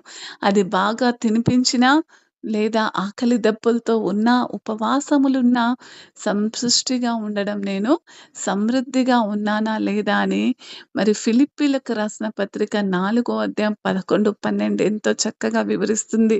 మరి నిజముగా మరి పౌలు భక్తుడైతే ప్రతిరోజు కూడా దేవుణ్ణే ఆయన కాపరిగా కలిగి ఉన్నాడు కాబట్టి, ప్రతిరోజు ఆయనను చూస్తూ రోజు చూస్తూ ఆయన రూపంలోకి మారిపోయాడండి. ఏ పరిస్థితిలోనే సంతృప్తి చెందడం ఒక రహస్యాన్ని ప్రభు పాదాల చెంత నేర్చుకున్నాడు అని పౌలు చెప్పిన మాటలు ప్రభువుని సేవిస్తున్నప్పుడు అతను ఎదుర్కొన్న పరిస్థితులను మరియు ఎదుర్కొన్న పరిస్థితులను పరిశీలిస్తే నిజంగా ఆశ్చర్యకరంగా ఉంటాయి. ఆయన కొట్టబడ్డాడు. కొరడాలతో కొట్టబడ్డాడు. రాళ్ళతో కొట్టబడ్డాడు. ఓడ ధ్వంసమైపోయింది ప్రయాణిస్తుంటే. సముద్రంలో పడవేయబడ్డాడు. శత్రువులచే వేధింపబడ్డాడు. మరియు తప్పుడు విశ్వాసులచే మోసగించబడ్డాడు గూడా. ఈరోజు ఒక విశ్వాసి మన సంఘంలో గనక కొంచెం అటు ఇటు ఉంటే మనం వారిని నానా మాటలు అంటూ ఉంటాము. ఇక్కడ పౌలు భక్తుడు గూడా అనేక విశ్వాసుల చేత మోసగించబడ్డాడు. చొక్కా లేని వ్యక్తిలాగానే ఆయన ఆకలి, దాహం మరియు నగ్నత్వాన్ని కూడా భరించాడు. మరి కొరింథీయులకు రాసిన రెండో పత్రిక 11 అధ్యాయం 24-28 వచనాలు మనం చూసినట్టయితే పౌలు భక్తుడు ఇవన్నీ కూడా అనుభవించాడని రాస్తున్నాడు. మరి నిజంగా చూడండి, మరి వీటన్నిటి విషయంలో కూడా సంతృప్తి చెందడం అనేది అది కేవలం యేసుక్రీస్తు యొక్క రహస్యాన్ని నేర్చుకున్న వ్యక్తికే అది తెలియజేయబడుతుందండి. ఆమోసయ్య గారిని మీరు గ్రహించారో లేదో గానీ, ఆయన ఉన్నా లేకున్నా మరి ఏ పరిస్థితుల్లో ఏ విధంగా ఎప్పుడైనా సరే ఒకే రకంగా ఉండడం నేర్చుకున్నాడండి. తను కలిగి ఉన్నప్పటికీ, లేనప్పటికీ మరి ఆకలి దప్పులు ఎరిగిన వాడిగా ఉంటున్నాడు. సమృద్ధిని ఇప్పుడు అనుభవిస్తున్నాడు. మరి లేని పరిస్థితుల్లో ఉన్నవారికి ఇవ్వడం నేర్చుకున్నాడు. నిజంగా ఉన్న పరిస్థితుల్లో ఇంకను అధికముగా ఇచ్చేవాడిగా మారాడే గాని, క్రీస్తు పోలికను ధరించుకొని మన ఆత్మీయ తండ్రి ఏ విధంగా మరి ప్రభు వైపు చూస్తూనే ఏ విధంగా తన పోలికను ప్రభు రూపంలోకి మార్చుకున్నాడో, మనం కూడా అదే విధంగా మారాలని ఈరోజు మిమ్మల్ని అందరినీ కూడా నేను ప్రయాసపడి వేడుకుంటున్నాడు. మనం కూడా ఉన్నా లేనప్పటికీ, మరి సమృద్ధిగా ఉన్నా లేనప్పటికీ ప్రతి విషయంలోనూ మనము సంతృప్తి చెందడం అనేది నేర్చుకోవాలండి. మనం దానిని అనుభవం ద్వారా పొందుతాము. పౌలు వలె యాకోబు కూడా పరీక్షలు మరియు పరీక్షల ద్వారా సంతోషంగా మరియు పౌలు ఏ విధంగా అయితే సమర్థవంతంగా అనేక మరి పనిచారులను లేవనెత్తాడో, మరి నిజముగా పరిమితి చెందిన వాడు అయినప్పటికీ సంపూర్ణుడుగా ఏ లోటు లేకుండా పౌలు యొక్క లోపము కావచ్చు, కష్టాలలో అతని బలహీనత, దేవుని యొక్క సర్వశక్తి ద్వారా అతను బలం పొందుకొని మరి జీవితం అతనిపై ఎలాంటి విసిరినా కానీ క్రీస్తు యొక్క అంతర్లీన శక్తిని పొందుకొని కృపాశాంతిలో సంతృప్తిని పొందడాన్ని మరి ఆయన నేర్చుకున్నాడు. ఈరోజు విశ్వాసులుగా ఉంటున్న మనము మరి కుటుంబంలో సమాధానం లేకపోతే ఉండలేము. కుటుంబంలో కొంచెం నలతొస్తే కృంగిపోతాము. కుటుంబంలో ఉన్నవారు ఒక్క మాటొస్తేనే కృంగిపోతాము. కుటుంబంలో ఉన్నవాళ్ళు వెలివేస్తే కృంగిపోతాము. కుటుంబంలో ఉన్నవాళ్ళు సమాధానం లేని పరిస్థితుల్లో మనల్ని దిగజార్చుతున్నప్పుడు మనం కృంగిపోతున్న వారిగా ఉంటున్నాము. చూడండి, పౌలుకు ఒక అడ్డంకిని ఎదుర్కొన్నప్పుడు మరి తుఫానులో ఎదుర్కొన్నప్పుడు దేవునిపై తన విశ్వాసం మరియు క్రీస్తులో దాగి ఉన్న అతని జీవితం నుండి పుట్టుకొచ్చిన లోతైన ఒక అనుభవాన్ని అతను ఉపయోగించి ఇక్కడ మనతో ఆ పరిస్థితుల్లో కూడా సంతృప్తిగా ఉండడాన్ని నేర్చుకోవడం పౌలుని బట్టి మనము చూస్తున్నాము. విశ్వాసులుగా ఉండాలి. చు ఈరోజు విశ్వాసులుగా ఉంటున్న మీ నుండి కూడా నేను కోరుకునేదేంటంటే, ఎటువంటి పరిస్థితిలో ఉన్నా మీ హృదయాన్ని ఆయన పైన ఆనుకొని సంతృప్తి కలిగి ఉండండి. విశ్వాసులు సంతృప్తి చెందాలంటే ఈ లోక విషయాల పట్ల అతిగా మక్కువ చూపకూడదండి. మనం సంతృప్తితో జీవించాలంటే ఈ లోకాన్ని ముందు వదిలిపేయాలి. లోకంలో ఉన్న శోధనను మనం నిరోధించుకోవాలి.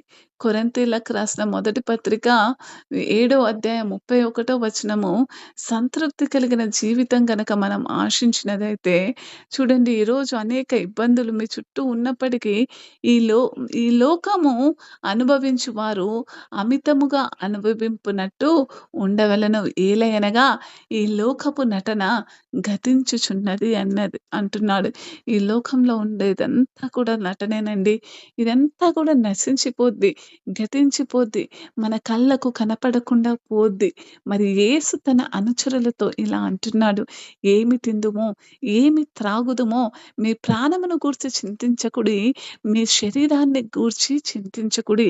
మీరు ఏమి ధరించుకుందురో, ఆహారము కంటే ప్రాణము, వస్త్రము కంటే శరీరము గొప్పది కదా అంటున్నాడు. నిజమే. మన పరలోకపు తండ్రి అయితే ఆకాశ పక్షులను, పొలములోని పువ్వులను మరి పోషించి శ్రద్ధ వహిస్తే మనల్ని కూడా ఎందుకు పోషించడండి? ఖచ్చితంగా మనం వాటికన్నా ఆయనకు అమూల్యమైన వాళ్ళం. కాబట్టి మనం ఏం చేయాలంటే ఈ లోకంలో ఉన్న ఏ శోధనలో పడిపోకుండా మన ధ్యాసంతా కూడా ప్రభు మీదే పెట్టాలి. ఈరోజు మీరు ఆర్థిక ఇబ్బందుల్లో ఉండొచ్చు. పిల్లల పట్ల మరి ఇబ్బందుల్లో ఉండవచ్చు. ఇంకే ఇబ్బందైనా సరే మీ ధ్యాస ఎప్పుడైతే మీరు ప్రభు మీద పెడతారో ఆయన నిజముగా మీరు పరలోకపు తండ్రి ఇప్పటికే మీ అవసరాలన్నీ కూడా తెలుసండి. మరి నీతిగా జీవించండి. అప్పుడు ఆయన మీ అవసరం అన్నిట్లి కూడా సమృద్ధిగా జీవిస్తాడు. మనిషి ఎదుట ఓ విధంగా మాట్లాడడము, మరి మనిషికి మరి లేనప్పుడు ఒక రకంగా మాట్లాడడము, ఇటువంటి అలవాట్లన్నీ కూడా మార్చండి. ఖచ్చితంగా నీ ఎదుట ఉన్న వ్యక్తిలో గనక నువ్వు లోపం చూస్తున్నట్లయితే వారిని నువ్వు ముఖాముఖిగా సూటిగానే వారిని మార్చడానికి ప్రయత్నించండి. మరి చొక్కా లేకనప్పటికీ, మరి లేకుండా ఉన్నప్పటికీ ప్రతి దానిలోనూ దేవుని విశ్వసించడం ద్వారా సంతృప్తి చెందడం అనేదే దేవుని యొక్క ఉద్దేశ్యం అని మీరు తెలుసుకోండి. మరి నిజంగా అటువంటి ఉద్దేశ్యం కలిగి ఉన్నాడు గాబట్టి, మీలో ఉన్న చాలామంది సంతృప్తి లేని జీవితాన్ని జీవిస్తున్నాడంట. కానీ దేవుడు అది కోరుకోవట్లేదు. నేను కాపరిగా ఉంటున్నాను నేనే మిమ్మల్ని నడిపిస్తున్నాను. నేను నడిపిస్తున్న గొర్రెలు ఎప్పటికి కూడా ఉన్నా లేకున్నా సంతృప్తిగా ఉంటాయని జీవిస్తున్నాడు. ఆయన మన హృదయాన్ని పరిశోధిస్తాడండి. ఈ లోకంలో నువ్వు మరి సంతృప్తిగా ఉన్నట్టే నటించినా నీ హృదయాన్ని చూసే దేవుడికి నిజమైన ఆనందము, సంతృప్తి పొందమని ఆయన నిన్ను వేడుకుంటున్నాడు ఈరోజు. అదే ఆ విధంగా అటువంటి సంతృప్తి ఎప్పుడు లభిస్తుందో మాట్లాడుతున్నాడు చూడండి. గలతీలకు రాసిన పత్రిక 5వ అధ్యాయం 7వ వచనంలో చూసినప్పుడు చూడండి. గలతీలకు రాసిన పత్రిక 5వ అధ్యాయం 7వ వచనంలో చక్కటి మాట మాట్లాడుతూ ఏమంటున్నాడంటే, మరి మీరు సంతృప్తి గల జీవితం జీవించాలంటే మీరు పరిగెత్తేది ఒక పరుగు పందెమని గుర్తుంచుకోవాలంటున్నాడు. ఏమంటున్నాడు? క్రైస్తవునిగా రక్షణ పొందిన తొలి దినము నుంచి మనము ఒక పరుగు పందెంలో ఎంట్రీ అయినట్టే. ఒక పరుగు పందెం కాంపిటీషన్‌కి మన పేర్లు ఇచ్చినట్టే అని ఎంతో స్పష్టంగా మాట్లాడుతూ, మరి దేవాతి దేవుడు ఈ మాట ద్వారా ఏమంటున్నాడంటే, మీరు బాగుగా పరిగెత్తుచుంటిరి, సత్యమునకు విధేయులు కాకుండా మిమ్మును ఎవడు అడ్డగించెను అంటున్నాడు. మీరు బాగుగా పరిగెత్తుచున్నారు. ఆహా! ఆహా! ఒకళ్ళు చూస్తే అబ్బా! వీళ్ళదేం లైఫ్ రా అన్నట్టు జీవిస్తున్నారంట. ఏమంట? వీళ్ళకసలు కొదువేది ఉంది? మరి క్రైస్తవులలో వీళ్ళు జీవిస్తుంటే వీళ్ళలో అసలు మరి అసలు వీళ్ళలో మరి ఏది కొదవగా ఉంది? ఆహ్, వీళ్ళు ఏం జీవితం జీవిస్తున్నార్రా అన్నట్టు జీవిస్తున్నారు గానీ, దేవాతి దేవుడంటున్నాడు, మరి గలితీల ప్రాంతంలో నివసించిన క్రైస్తవులు ప్రభువుని నమ్మకంగా సేవించకుండా మరి, ఏవో కొన్ని వాటి చేత అడ్డగింపబడుతున్నారంట. మీరు పరుగు పందెమైతే మొదలుపెట్టారు గానీ, ప్రభువు కోసము అందులో ఎన్నో అడ్డంకులు, ఎన్నో శోధనలు ఎదుర్కొంటున్నాడంట. సత్యమునకు విధేయులు కాకుండా మిమ్మును ఎవడు అడ్డగించెను అంటున్నాడు. మీరు మీ పరుగు పందెంలో సూటిగా లేరు. అంటే సత్యమున మీరెక్కడికి మరి మీరు వృక్షంలో నాటబడ్డాడు. ఒక స్థలంలో నీరు పోయబడ్డాడు. వృద్ధి చేయగలవాడు దేవుడే అని తెలుసుకున్నాడు. అయినప్పటికీ మీ పరుగు పందెములో సత్యమునకు విధేయత చూపుతున్నట్టుగా లేదంట. ఎవరో వారిని మోసగిస్తున్నారు అంటున్నాడు. వారిని ఇబ్బంది పెడుతున్నారు అంటున్నాడు. వారిపై చెడు ప్రభావాలు చూపుతున్నారు అంటున్నాడు. ఇబ్బంది పెట్టే వాళ్ళు ఎవరు? వారు యూదా మతస్థులు. ఆనాటి కాలంలో మనం చూసినట్టయితే గలితీయులకు మరి పౌలు భక్తుడు నిజమైన సువార్త అందించినప్పటికీ మోషే ధర్మశాస్త్రం బోధ అక్కడ బలముగా ప్రబలింది. ముఖ్యంగా సుందని పొందవలసిన అవసరాన్ని మరి బంధించడానికి ప్రయత్నిస్తున్న వ్యక్తులు మనం చూసినట్టయితే ఈ యూద మతస్థులు గలతీయ చర్చులను మరి భంగపరుస్తూ, ఆటంకపరుస్తూ సువార్తను వక్రీకరించడం ద్వారా మరి ఆ అబద్ధ బోధకుల ప్రయత్నాల ఫలితం ఏమిటంటే మరి జనాలు భయముతోనో, వణుకుతేనో దిగజారిపోతున్నారంట. సత్యాన్ని లోబడక వాళ్ళని వాళ్ళు అబద్ధ బోధ వైపు తిప్పుకుంటున్నారంట. అదే మాట ఈరోజు మనకు గుర్తు చేస్తున్నాడు. గలతీయలోని క్రైస్తవులు పరిగెత్తుతున్నట్లు మరి మనం ఒకసారి ఊహించుకున్నట్టయితే మరి బహుమతిని పొందగలిగే విధంగా పరిగెడుతున్నామని మనం చెప్పగలుగుతున్నామా? అని పౌలు భక్తుడు అంటున్నాడు. మన ముందు ఉంచబడిన పరుగు పందెంలో ఓపికతో పరిగెత్తాలి అని మనకు దేవుని బోధించబడింది. క్రీస్తులోకి మనమందరం కూడా బాప్తిస్మం తీసుకున్నాం. అవునా కాదా?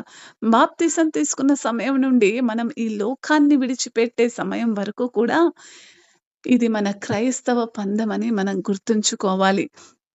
ఒక నిర్దిష్ట స్థాయికి మరి మామూలు పరుగు పందాలైతే 100 మీటర్స్, 200 మీటర్స్, 500 మీటర్స్ అని ఒక నిర్దిష్ట స్థాయి ఉంటదేమో గానీ, ఒక నిర్దిష్ట స్థాయికి ఇతరులను ఎవరు ఓడించగలరో చూడటం వేగంతో కూడిన పందెం కాదిది.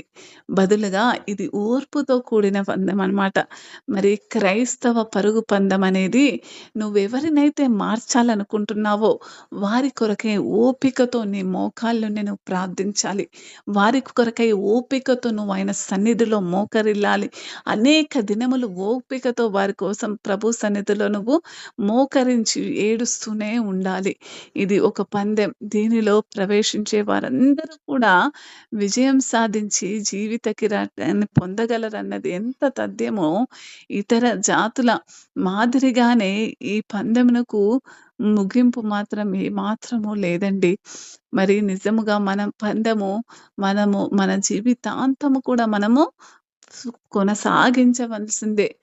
గతంలో బాగా పరిగెత్తడంతే సరిపోదు. ప్రస్తుతంలో గూడా అదే విధంగా పరిగెత్తాలి. చాలామందంటారు, "ఒకప్పుడు నేను బాగా సేవ చేశానండి" అని చెప్తూ ఉంటారు. ఒకప్పుడు సేవ దేవుడు చూడనండి, మన పరుగు పందెంలో మరి నిలబడడమే ఉండదు. మరి కూర్చోవడం ఉండదు. కేవలం ఓర్పుతో పరిగెత్తడమే ఉంటుంది. గలతీయ పరిశుద్ధుల గతంలో బాగా పరిగెత్తాడు. ఎప్పుడైతే పౌలు యొక్క సువార్తను వాళ్ళు విన్నారో, పౌలు వారికి వ్రాస్తున్న ప్రస్తుత పరిస్థితి ఏమిటంటే, వారు సరైన మార్గంలో లేరు కాబట్టి మళ్ళీ హెచ్చరిస్తూ మాటలు రాస్తున్నాడు. మరి నిజంగా అప్పుడు పరిగెత్తితే సరిపోద్దా? కాదు. ఎప్పుడూ పరిగెత్తాలి. మనం ఒకప్పుడు నమ్మకంగా ఉంటే సరిపోదు. ఇప్పుడు లేదా భవిష్యత్తులో కూడా మనం అదే విధంగా దేవుడు ఖచ్చితంగా మ అదే విధంగా ఉన్నప్పుడు అంగీకరిస్తాడని మనము సిద్ధంగా ఉండాలి. గతంలో గతంలో మనం ప్రభువుతో కలిసి పరిగెత్తితే అది అద్భుతమైనది. నిజంగా మీరు గతంలో పరిగెత్తాడు ప్రభుతో అని అంటే నేను ఒప్పుకుంటాను. అది చాలా గొప్పది. అయితే ఆయన వెలుగులో ఉన్నట్లుగానే మనం ఇప్పటికీ కూడా వెలుగులోనే నడుస్తున్నామా అన్నది. ఆయన ఒక్కసారే వెలుగు కాదండి. ఎల్లప్పటికీ కూడా ఆయన వెలుగే కదా! మరి మనము ఇంకొకరికి అదే విధంగా ఎల్లప్పుడూ కూడా వెలుగే అయితున్నామా? కొందరిని చీకట్లో పెట్టే మాటలు మన నోట్లో ఉంటున్నాయా? కొందరిని కృంగదీసే మాటలు మనం మాట్లాడుతున్నామా? మరి విశ్వాసంలో దిగజార్చే ప్రవర్తన మన దగ్గరుందా? ఇస్కరియోతు యూదా ఒకప్పుడు బాగా పరిగెత్తాడు. కానీ తర్వాత ప్రభువును మోసం చేసాడు. అవునా కాదా? ఒకానొక సమయంలో తోమా అపోస్తుడైన పౌలుకు నమ్మకమైన సహపనివాడిగా పరిగెత్తాడు. ఫిలెమోను 24 చూసినట్టయితే కానీ తరువాత అతనిని మరియు ప్రభువు కారణాన్ని విడిచిపెట్టాడు. మరి ఎఫెసులో చర్చి ఉన్నప్పుడు ఒకప్పుడు క్రీస్తు నమ్మకమైన సేవలో భాగంగా మంచి పనులలో వృద్ధి చెందింది. అయితే దాని మొదటి ప్రేమను విడిచిపెట్టి అది ఆయన అటువంటి గద్దింపును దానికి ఇవ్వడం మనం ప్రకటన గ్రంథంలో చూస్తూ ఉంటాము. అవును గదా! మరి వారు అక్కడి నుంచి పడిపోయి గుర్తుంచుకోవాలని, పశ్చాత్తాపపడాలని, మరియు వారు పూర్వపు పనులకు తిరిగి రావాలని అక్కడ పరిశుద్ధులకు పిలుపునిచ్చిన సమయం వచ్చింది. ప్రకటన గ్రంథం 2 అధ్యాయం 2-5 చూసినట్టయితే మానవ జాతిలో కొన్నిసార్లు మనల్ని ఆటంకపరిచే వ్యక్తులు లేదా విషయాలు కావచ్చు. మీరు మన జీవితాలలో కూడా అండి. హ్మ్. స్నేహితులు కావచ్చు. కొన్ని సందర్భాల్లో మన చుట్టాలు కావచ్చు.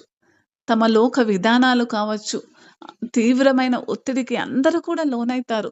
మరి క్రీస్తుకు మరి లోకానికి వ్యతిరేకంగా జీవిస్తున్నామంటే మనం ఖచ్చితంగా ఒక ఒత్తిడికి వ్యతిరేకంగా జీవిస్తున్నామనే. మరియు వంగడానికి నిరాకరించే వారే ఈ ఎగతాళి కూడా చేస్తారు. అవునా కాదా? మీ స్నేహితులు నలుగురున్నారు. ఆ నలుగురు సినిమా చూడటం వాడికిష్టం. నీకిష్టం లేదంటే వాళ్ళు నిన్నెంతగానో ఎగతాళి చేస్తారు. ఈ సందర్భాన్ని నేను నా జీవితంలో ఎదుర్కొన్నాను. ప్రభు సేవకుడిని అనైతికతతో పాల్గొనమని ప్రలోభ పెట్టేది మరి స్నేహితులు కావచ్చు, ఇంకెవరైనా కావచ్చు.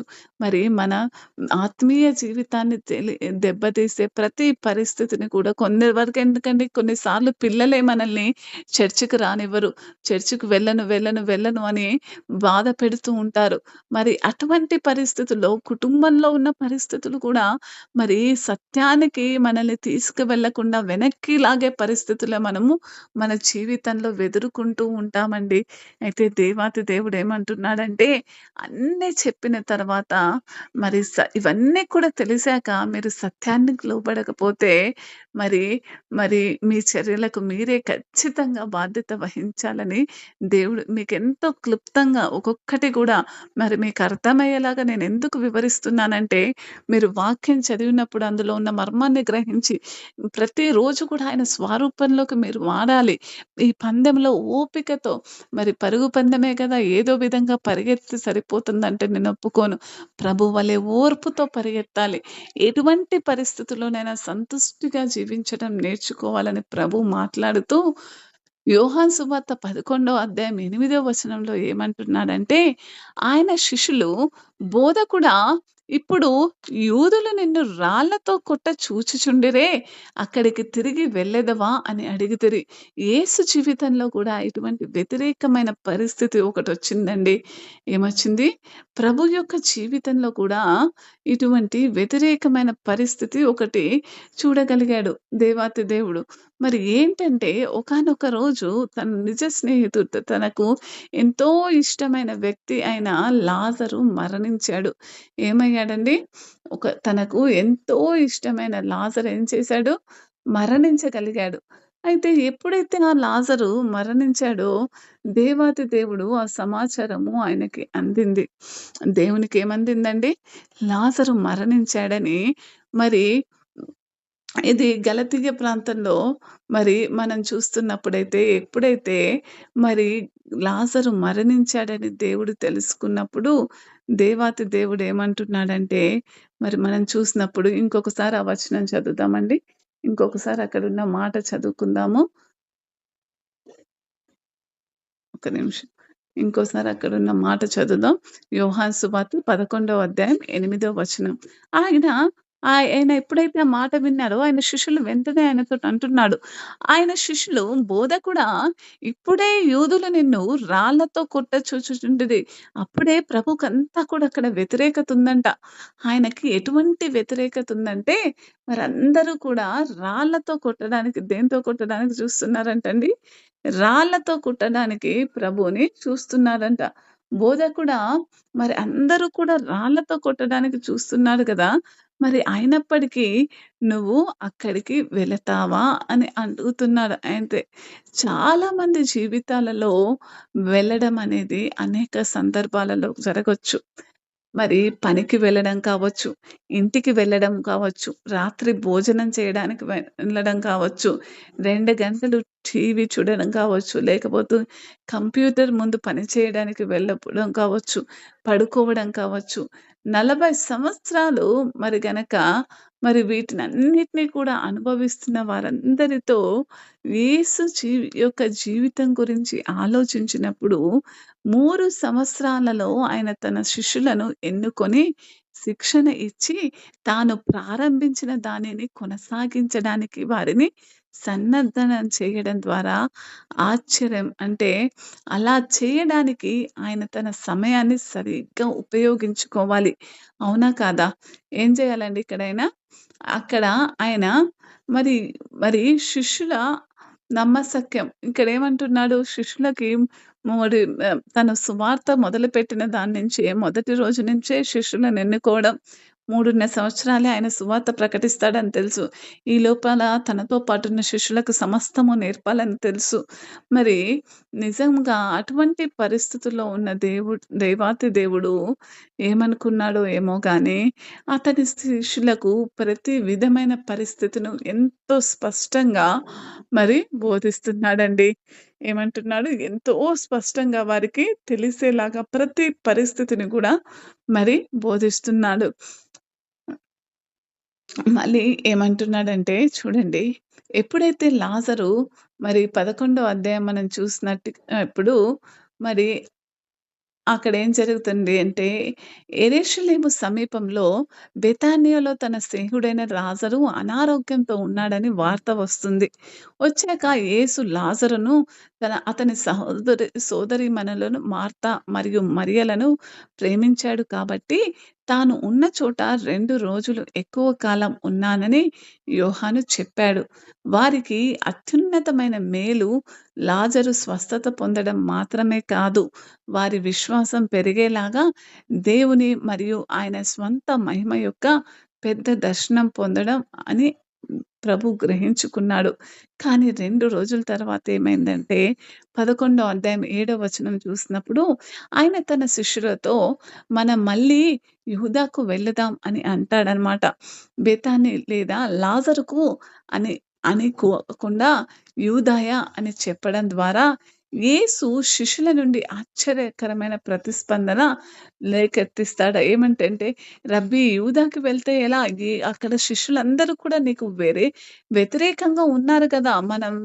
మనం వెళ్ళలేం అక్కడికని వెంటనే వాళ్ళలో వ్యతిరేకత వచ్చేసింది.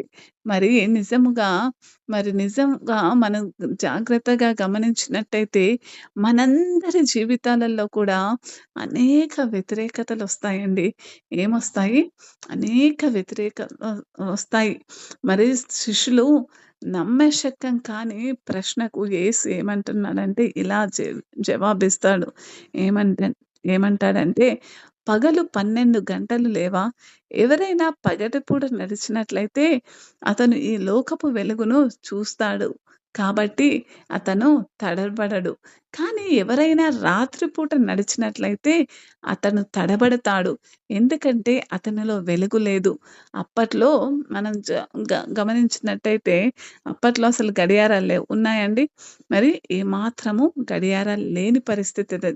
మరి అప్పుడు సూర్యాస్తమం దాన్ని బట్టే మనం వెళ్ళే దృక్పథంలో మరి అటువంటి పరిస్థితుల్లోనే మన జీవితాలు ఆనాటి సమయంలో మరి ఆనాటి సమయంలోనే దేవాతి దేవుడు మనల్ని నడిపిస్తూ ఉండడం అనేది మనం చూస్తూ ఉంటున్నాము. మరి ఆనాటి సమయంలోనే నిజంగా ఎంతో బలమైన సేవ జరగడం మనము చూస్తూ ఉంటున్నాం. అవునా కాదా? ఆనాటి సమయంలోనే సేవ అనేది బలముగా మరి జరగడం మనం ఏం చేస్తున్నామో చూస్తూ ఉంటాము. అయితే చూడండి, ఆయనకి తెలుసు. నేను ఒక్కటే సూటిగా చెప్తానేంటంటే, మరి ఎప్పుడైతే లాజరు సిక్కన్నప్పుడు దేవుడు ఎందుకు కొద్ది రోజులు ఆగాడండి? ఆయనకు తెలీదా? ఆయనకు సమస్తము తెలుసనే నేనంటాను. ఏమంటానంటే, ఆయనకి జరగబోయేది, జరిగేది అంతా కూడా తెలుసు. కాబట్టే ఆయన, ఆయన సమయంలో సమస్తము కూడా జరిగిస్తాడండి. జరిగిస్తాడు? ఆయన దేవుని మహిమార్థకరమై, దేవునికి మహిమ కోసమే మరి లాజరుకు ఆ పరిస్థితొచ్చిందని మనకు తర్వాత తెలుసు. అవునా కాదా? మరి లాజరు అనారోగ్యంతో ఉన్నాడని యేసు శిష్యులు అప్పుడే విన్నప్పటికీ మరి చాలా మరి మరి యేసుకి లాజర్ ఎంత ఇష్టమో మరి వాళ్ళందరికీ తెలుసు. అయినప్పటికీ అక్కడికి వెళ్ళడం మరి మరి ఏంటి, అక్కడికి వెళ్తే మరి ప్రభుకి వ్యతిరేకత ఉంటుందని శిష్యులు భయపడుతున్నారని కూడా తెలుసు.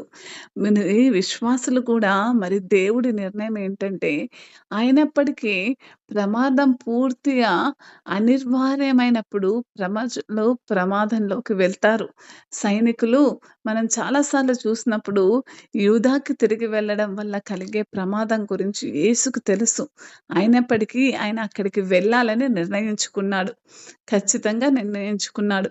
అయితే చాలా సందర్భాలలో అనేక విశ్వాసులతో మరి సేవకులతో నేను మాట్లాడేదేంటంటే, మనమందరం కూడా యేసులాగే ఉండాలి.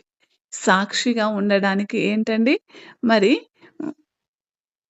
సాక్షిగా ఉండడానికి దేవుడు మనకు ఎక్కడికి నడిపిస్తాడో వారు తెలుసుకోవాలి. కొన్నిసార్లు చాలామందేంటంటే, దేవుడు ఒక చోటికి వెళ్ళమన్నప్పుడు దేవుడు మనల్ని మనకు ఒక దిశానిర్దేశాన్ని అనుగ్రహించినప్పుడు, కొంచెం ప్రేరేపించబడినప్పుడు మనం వెళ్ళకుండా ఉంటాము.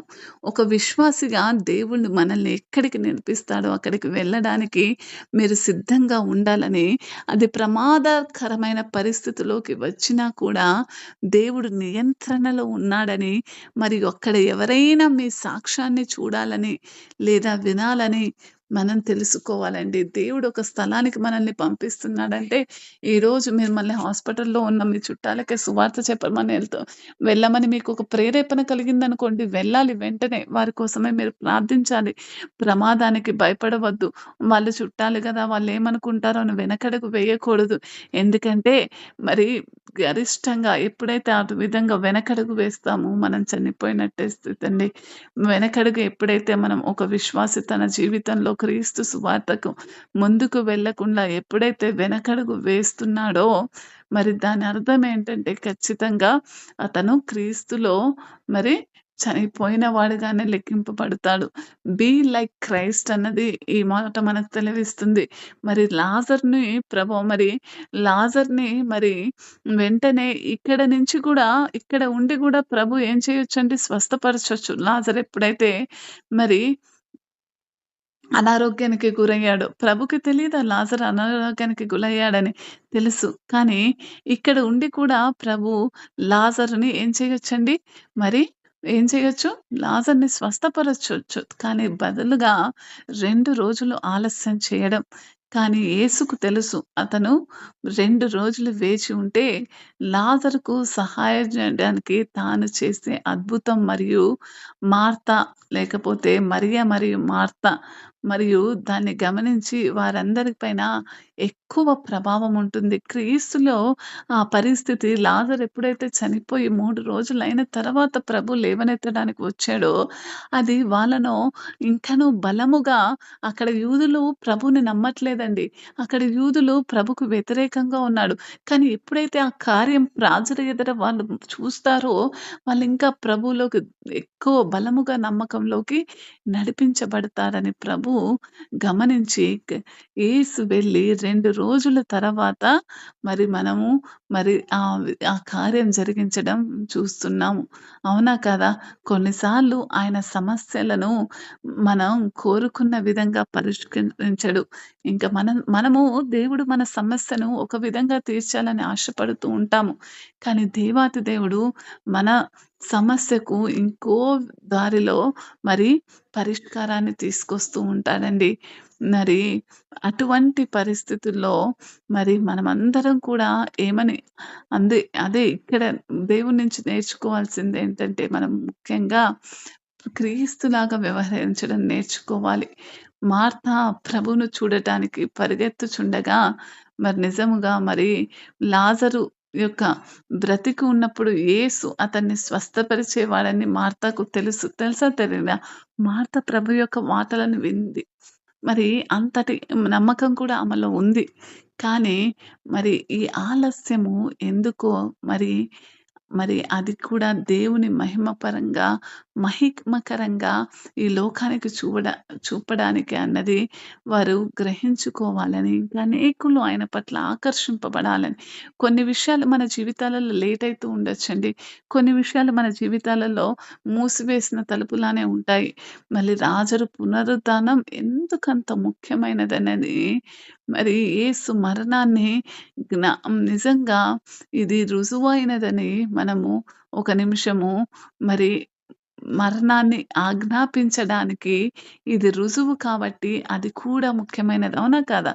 చనిపోయిన వ్యక్తిని అంటే మరణాన్ని శాసిస్తున్నాడు నువ్వు మళ్ళీ జీవింపమని.